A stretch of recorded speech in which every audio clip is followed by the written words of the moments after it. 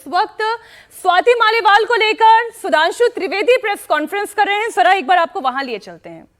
राज्यसभा में आम आदमी पार्टी संसदीय दल के नेता हैं संजय सिंह, जिन्होंने आम आदमी पार्टी की ऑफिशियल प्रेस कॉन्फ्रेंस में कहा कि दुर्व्यवहार हुआ है। तो मैं टेक्निकली एक और बात कहूं कि टेक्निकली वो केजरीवाल जी के समकक्ष हैं, क्योंकि वो संसदीय दल के नेता हैं।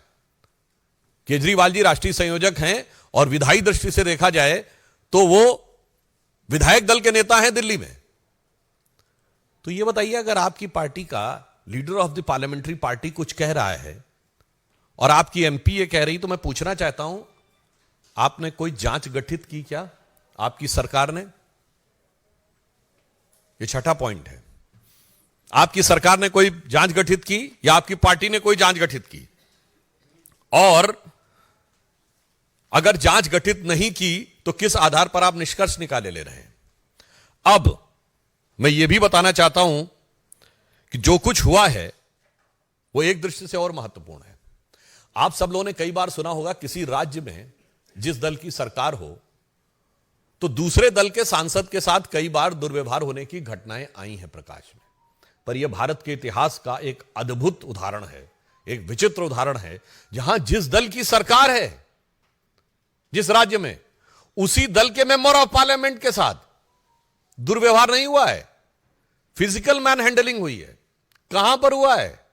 सीएम हाउस में। मुझे लगता है आप सब लोग पत्रकार हैं, शोध करके बताइएगा ऐसा कोई उदाहरण भारत की राजनीति में उपलब्ध है? हां, मिलता जुलता उदाहरण मुझे याद आता है, क्योंकि विभव कुमार जी उसके बाद लखनऊ में ही मिले थे। लखनऊ में घटना हुई थी 1995 में, जिसे आप सब स्टेट गेस्ट हाउस कांड कहते हैं। मायावती जी के साथ ऐसा ही हुआ था और यह उनका शब्द था, मायावती जी का, मेरा शब्द नहीं है, कोट अनकोट बोल रहा हूं कि समाजवादी पार्टी के गुंडे मेरी जान लेना चाहते थे, अनकोट। और उनके साथ हाथापाई हुई थी, दुर्व्यवहार हुआ था, जिसे हम सब स्टेट गेस्ट हाउस कांड के रूप में जानते हैं।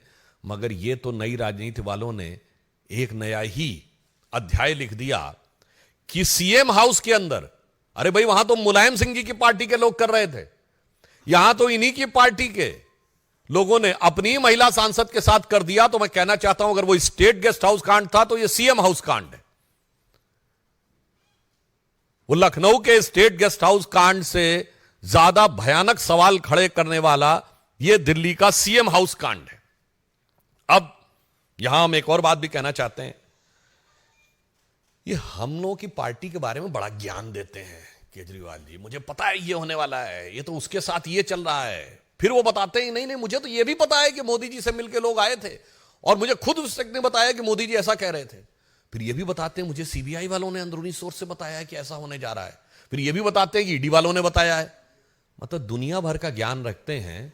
और जो 20-22 साल से आपके साथ एनजीओ के जमाने से काम करने वाली आपकी सबसे साथ की वरिष्ठ सहयोगी जो आपकी राज्यसभा सांसद हैं, उनके बारे में कोई ज्ञान नहीं था कि अचानक वो बीजेपी के एजेंट नजर आने लगी। बताइए ना भाई, आप हमारी पार्टी के नेताओं के बीच की जानकारी बड़े विश्वास के साथ बोलते हैं, अफसरों ने मुझे यह बताया है, मैं फला तारीख को गिरफ्तार होने वाला हूं, और अपना कुछ पता ही नहीं। इसे कहते हैं खुद मियां फजीहत और दूसरे को नसीहत। पर यहां बात उससे गंभीर है। किसी महिला सांसद के साथ इस प्रकार का दुर्व्यवहार जो आपकी पार्टी के द्वारा स्वीकार किया जा चुका है, उसके बाद बजाय उसका निदान करने के पूरी की पूरी पार्टी उसका चरित्र हनन करने में लगी हुई है। तो हम पूछना चाहते हैं आम आदमी पार्टी से कि आपकी ऐसी कौन सी मजबूरी है? आप आरोप लगा रहे हैं। देखिए साहब, सांसद आपका, पार्टी आपकी, घर आपका, मुख्यमंत्री आपका, पूर्व पीए आपका, लड़ाई हुई आपके दोनों लोगों के बीच में, और इस आपका पाप भी आपका और आरोप हम पे।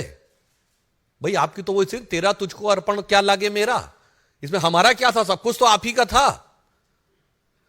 इसलिए मैं एक और गंभीर प्रश्न पूछना चाहता हूं।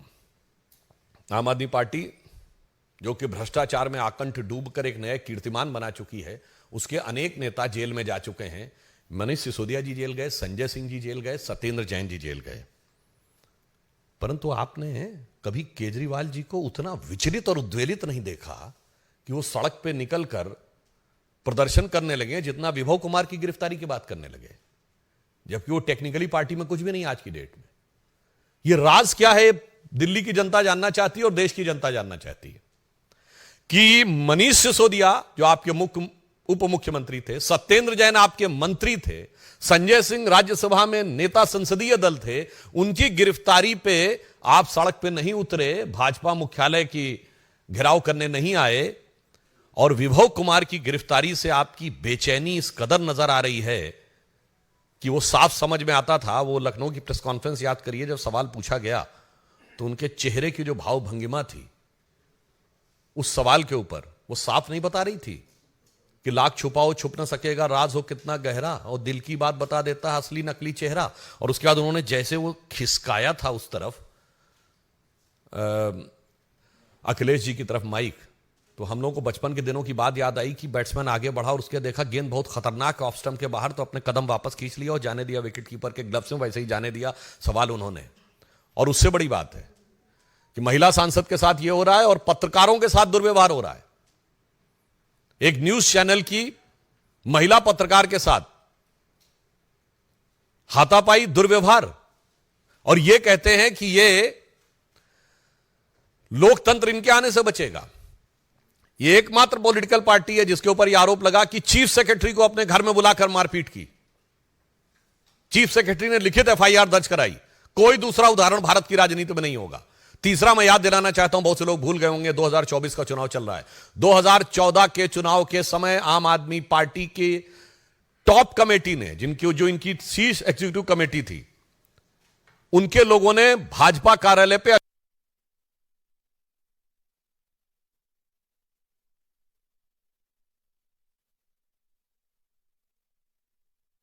आप सुधांशु त्रिवेदी को सुन रहे हैं। उन्होंने कहा आम आदमी पार्टी जो है 26 जनवरी से एक दिन पहले पूर्व संध्या पे इन्होंने धरना प्रदर्शन किया था। मैंने सिर्फ याद दिलाया, ये इनकी प्रवृत्ति है, ये प्रवृत्ति है। तो फिर अंत में हमें सवाल पूछना चाहते हैं कि बड़े बड़े नेताओं की गिरफ्तारी पे वो तेवर नहीं दिखा जो घबराहट और तेवर विभव कुमार की गिरफ्तारी पे दिखा है। कहीं ऐसा तो नहीं कि विभव को जब भी देखते होंगे केजरीवाल जी, तो देख के उनके दिल में आता है